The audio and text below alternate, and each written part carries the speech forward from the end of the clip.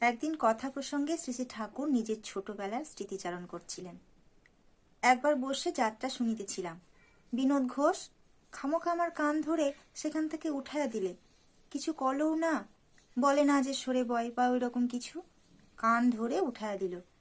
তারপর আমি সেখান থেকে একেবারে ফেন্সিংয়ের বাইরে যেয়ে একটু জায়গা দেখে তার উপর সারা রাত্রি দাঁড়িয়ে যাত্রা শুনলাম, একটুও বসিনি। দেবীপ্রসাদ মুখোপাধ্যায় জিজ্ঞাসা করলেন, আপনাকে ওখান থেকে উঠাইয়া দিল কেন? দুনিয়াদারির মালিক, ব্রহ্মের উপরে পরব্রহ্ম চিনি। তিনি তখন রস করে বললেন, ভদ্রলোকেরা সব ওখানে বসবে, আমি আবার কেন ওখানে বসবো, এই আর কি। আশ্রমে বীরভদ্র নামে একটি ছাগল ছিল। সে পরদিন বিনোদ ঘোষকে জোর ঠুঁসো মারছিল। বীরভদ্র যাকে সন্দেহ করত তাকেই ঢু মারত। এরপর হাউজার ম্যানদা জিজ্ঞাসা করলেন, ও এসে যখন কান ধরে উঠিয়ে দিল, আপনি কি দাঁড়িয়ে দাঁড়িয়ে ভাবতে লাগলেন আমার কি দোষ? শ্রী ঠাকুর হাস্যরস ছড়িয়ে বললেন, আমি ভাবলাম যে কান ধরে ও একটি সুখ করে নিল, তা নিক না। এমনই ছিলেন আমার পরম দয়াল। মনকে তরতাজা করতে, প্রাণের খোরাক, মনের প্রেরণা পেতে এমন বৈঠকে স্মৃতিচারণ আমাদের নবজন্ম দেয়। সহ্য, ধৈর্য, সহিষ্ণুতার মূর্ত অভিজ্ঞান করে তোলে। অনাবিল নির্মল কষ্ট পেয়েও অন্তর্নিংড়ানো মৃদু হাসি আমাদের পথ দেখায়। হৃদয়োদ্দীপী হাস্যরস সৃষ্টি করার ক্ষমতা খুব কম মানুষেরই থাকে। গুরুগম্ভীর বাস্তবমুখী ঐশী কথাবার্তা, বিজ্ঞপ্রাজ্ঞজনের প্রাণময় উপস্থিতি কিংবা সৃজন প্রগতি আলোচনার ফাঁকেও বিভিন্ন দিনে বিভিন্ন সময়ে রকমারি ভঙ্গিমায় হাস্যরসের অভিব্যক্তি প্রকাশিত হতে দেখি।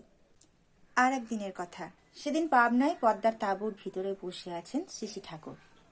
এমন সময় আলিমুদ্দিন নামে গ্রামের একজন মুসলমান ভাই আশ্রমের ওপর দিয়ে খেজুরের রস নিয়ে যাচ্ছে।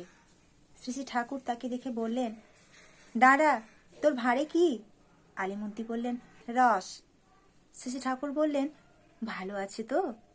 আলিমুদ্দি বললেন, যে ভালো আছে, পের্থম কাঠের রস, মধুর মতো মিঠে, আর দেখতেও খুব পরিষ্কার। শ্রী শ্রী ঠাকুর সহাস্যে বললেন, মাল তো মনে হয় তোফা মাল। ও রূপু, খাবি নাকি? শ্রী শ্রী ঠাকুরের আশ্রমে নিয়মিত বসবাসকারিণী জনৈকা শৈলমাকে রূপু বলে সম্বোধন করতেন ঠাকুর। শৈলমা বললেন, এত সকালে খাবো?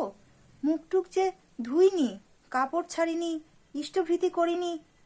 শ্রী শ্রী ঠাকুর বললেন, ওরে পাগল, খাবি তো তাড়াতাড়ি সেরে আয়। চোখ মুখ ঘুরিয়ে, এমন বাহারের মাল আর পাবি না।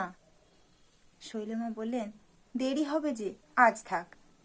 শ্রী শ্রী ঠাকুর বললেন, তাহলে আলিমুদ্দি তুই যা, ও তো খাবে না। আলিমুদ্দি প্রস্থানোদ্যত। শৈলমা বললেন, আমি বলছিলাম একটু দেরি হবে, অত সময় কি দাঁড়াবে? শ্রী শ্রী ঠাকুর বললেন, তাই বল, তোর খাবার ইচ্ছে আছে, অমন ঢং করিস কেন? যা, খাবি তো তাড়াতাড়ি আয়।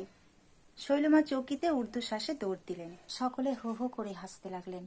শ্রী শ্রী ঠাকুরও দুলে দুলে হাসছেন, যেন বা হাসির ঢেউয়ের তরঙ্গ। একটু পরেই শৈলমা এসে হাজির একটা বড় ঘটি নিয়ে। আলিমুদ্দি রস ছেঁকে এক ঘটি ভরে দিল শৈলমাকে। ঢক করে তিনি সেই রস খেয়েও ফেললেন। ও আলিমুদ্দি, আর এক ঘটি লাগাও। খিলখিলিয়ে হেসে বলছেন রসিক শিখর। ঝলমল করে উঠল যেন বা সপ্ত সিন্ধু 10 দিগন্ত। আলিমুদ্দি আরও এক ঘটি দিল। শৈলমা সেই ঘটিটাও ধীরে ধীরে নিঃশেষ করে দিলেন। খেয়ে দিয়ে চোখ দুটো বিস্ফোরিত করে শ্রী শ্রী ঠাকুরের দিকে চেয়ে রইলেন। শ্রী শ্রী ঠাকুর বললেন, চলুক? শৈলমা ব্যাকুল কণ্ঠে বললেন, আর না ঠাকুর, আর পারবো না। শ্রী শ্রী ঠাকুর বললেন, মিষ্টি কেমন? শৈলমা বললেন, খুব। শ্রী শ্রী ঠাকুর বললেন, এমন জিনিস রোজ পাবি না, প্রাণটা ভরে খেয়ে নে। শৈলমা বললেন, না, আর পারবো না ঠাকুর। শ্রী শ্রী ঠাকুর হাসতে হাসতে বললেন, ও তো জলের মতো, প্রস্রাব হয়ে বেরিয়ে যাবে, আর এক ঘটি রেখে দে, এখন না হয় পরে খাবি। শৈলমা বললেন, তা রাখা যায়। আলিমুদ্দি আরও এক ঘটি দিয়ে বিদায় নিল।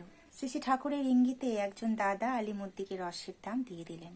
আর একদিনের ঘটনা, শ্রী শ্রী ঠাকুরের সামনে নানা বিষয়ে গভীর আলোচনা চলছে। এমন সময় কালীষষ্ঠী মা এসে হাজির। ঠাকুর প্রসঙ্গ পরিবর্তন করে বললেন, এই দেখো, পয়মন্ত মানুষ আসে গেছে, দেখলি শালা পরাণ ঠান্ডা। কালীষষ্ঠীমা বললেন, যারে দেখলি পরাণ ঠান্ডা তার কাছেই তো মানুষ আসে। আমিও তো ঠান্ডা হওয়ার জন্যই আপনার কাছে ছুটে ছুটে আসি। সংসারের যে ঝামেলা। শ্রী ঠাকুর সহস্যে হেসে বললেন, আমি কালীষষ্ঠী কালীষষ্ঠী করে হাপিত্তেশ করে বসে থাকি। কালীষষ্ঠীর কি সেই সময় আছে যে সে আমার কাছে এসে বসে থাকবে? তার কত কাজ। কালীষষ্ঠীমা বললেন, না ঠাকুর, মস্করার কথা না। যখনই রাগ ধাগ করে আপনার কাছে কিছু বলতে আসি, আপনি হাসায়ে রসায়ে ভুলাইয়ে দেন। কিন্তু সংসারের বড় জ্বালা, যতই করা যাক কাউকেই খুশি করা যায় না।